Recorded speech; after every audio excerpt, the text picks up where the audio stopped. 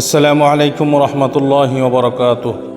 সিজদায় এভাবে দোয়া করুন, দোয়া কবুলের বিশেষ সময়। প্রিয় বন্ধুগণ, আপনি কি জানেন নামাজের এমন একটি মুহূর্ত আছে যখন একজন বান্দা তার রবের সবচেয়ে নিকটবর্তী থাকে, আর সেই মুহূর্তটি হলো সিজদা। রাসূল সাল্লাল্লাহু আলাইহি ওয়াসাল্লাম বলেছেন, আকরাবু মা ইয়াকুনুল আবদু মির রাব্বিহি ওয়া হুয়া সাজিদুন ফাআকসিরুদ দুআআ। বান্দা তার রবের সবচেয়ে নিকটবর্তী থাকে যখন সে সিজদারত থাকে। অতএব তোমরা সিজদায় বেশি বেশি দোয়া করো। সহিহ মুসলিম শরীফ, হাদিস নাম্বার 482। কিন্তু প্রশ্ন হলো, সিজদায় কিভাবে দোয়া করবেন, কি দোয়া করবেন, আর কোন ভুলটি একদম করবেন না। সিজদায় প্রথম কি করবেন? সিজদায় গিয়ে প্রথমে নামাজের স্বাভাবিক তাসবিহ পড়বেন। সুবহান রব্বিয়াল আ'লা, আমার সর্বোচ্চ রব পবিত্র। এরপর আপনি রাসূল সাল্লাল্লাহু আলাইহি সাল্লামের শেখানো দোয়া পড়তে পারেন। রাসূল সাল্লাল্লাহু আলাইহি সাল্লাম সিজদায় বলতেন। সিজদায় প্রথমে কি করবেন? সিজদায় গিয়ে প্রথমে নামাজের স্বাভাবিক তাসবিহ পড়বেন। সুবহান রব্বিয়াল আ'লা, আমার সর্বোচ্চ রব পবিত্র। এরপর আপনি রাসূল সাল্লাল্লাহু আলাইহি ওয়াসাল্লামের শেখানো দোয়া পড়তে পারেন। রাসূল সাল্লাল্লাহু আলাইহি ওয়াসাল্লাম সিজদায় এই দোয়া পড়তেন। দোয়াটি হলো, আল্লাহুম্মা লাকা সাজতু ওয়া বিকা আমানতু ওয়া লাকা আসলামতু সাজাদা ওয়াজহিয়া লিল্লাযী খালাকাহু ওয়া সাওয়ারাহু। অর্থ, হে আল্লাহ, আপনার জন্যই আমি সিজদা করেছি, আপনার উপর আমি ঈমান এনেছি এবং আপনার কাছে আত্মসমর্পণ করেছি। আমার মুখমণ্ডল তার জন্য সিজদা করেছে, যিনি তা সৃষ্টি ও আকৃতি দিয়েছেন। সহিহ মুসলিম শরীফ, হাদিস নাম্বার 771। তবে এখানে আরও একটি গুরুত্বপূর্ণ বিষয় আছে। সিজদায় নিজের প্রয়োজনের দোয়া করা যাবে কি? উত্তর, হ্যাঁ। সিজদায় আপনি আল্লাহর কাছে নিজের প্রয়োজন চাইতে পারেন। আপনার রিজিক, আপনার ঋণ মুক্তি, আপনার হেদায়েত, পরিবারের হেদায়েত, সন্তানের জন্য ক্ষমা, সব কিছু আল্লাহর কাছে চাইতে পারেন।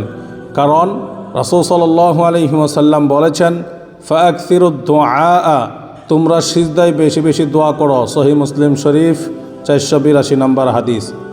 আর মহান আল্লাহ পাক রব্বুল আলামিন পবিত্র কুরআনে বলেন, কুল উদউল্লাহা আও উদউর রহমান আইয়াম্মা তাদউ ফালাহুল আসমাউল হুসনা।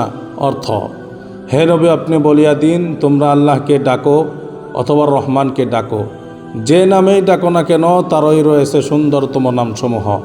সূরা আল বনী ইসরাঈল 110 নম্বর আয়াত। কিন্তু সিজদায় এমন একটি কাজ আছে যেটি রাসূল সাল্লাল্লাহু আলাইহি সাল্লাম করতে নিষেধ করেছেন। এটি অনেকেই জানেন না। সিজদার মধ্যে যে ভুলটি কখনোই করবেন না। সিজদা ও রুকুতে কুরআন তেলাওয়াত করা থেকে রাসূল সাল্লাল্লাহু আলাইহি সাল্লাম নিষেধ করেছেন। রাসূল সাল্লাল্লাহু আলাইহি ওয়াসাল্লাম বলেন, আলা ওয়া ইন্নী নুহিতু আন আকরা আল কুরআন রাকিআন আও সাজিদান। অর্থ, জেনে রাখো, আমাকে রুকু ও সিজদায় কুরআন পাঠ করতে নিষেধ করা হয়েছে। এরপর তিনি বলেছেন, ওয়া আম্মাস সুজুদু ফাজতাহিদু ফিদ দুআই, আর সিজদায় তোমরা দোয়ার ব্যাপারে অধিক চেষ্টা করো। সহিহ মুসলিম শরীফ, হাদিস নাম্বার 479।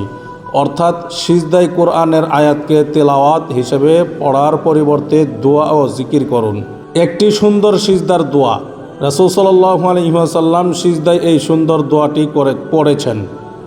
আর দোয়াটি হচ্ছে, আল্লাহুম্মা আউযু বিরিদাকা মিন সাখাতিকা ওয়া বিমুআফাতিকা মিন উকুবাতিকা ওয়া আউযু বিকা মিনকা লা আহসি সানাআন আলাইকা আনতা কামা আসনাইতা আলা নাফসিকা।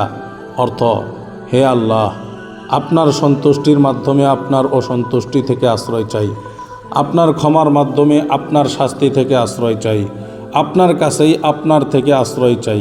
আমি আপনার যথাযথ প্রশংসা করতে পারি না, আপনি নিজেই নিজের যেভাবে প্রশংসা করেছেন আপনি তেমনই। সহিহ মুসলিম শরীফ, হাদিস নম্বর 486। তাই আজ থেকে সিজদাকে শুধু দ্রুত শেষ করার সময় নয়, আল্লাহর কাছে হৃদয় খুলে চাওয়ার সময় বানান। মনে রাখবেন, সিজদা হলো বান্দার রবের নিকটবর্তী হওয়ার অন্যতম শ্রেষ্ঠ একটি মুহূর্ত। তাই সিজদায় তাড়াহুড়া করবেন না, আল্লাহর প্রশংসা করুন, ক্ষমা চান নিজের প্রয়োজন বলুন এবং অন্তর থেকে দোয়া করুন।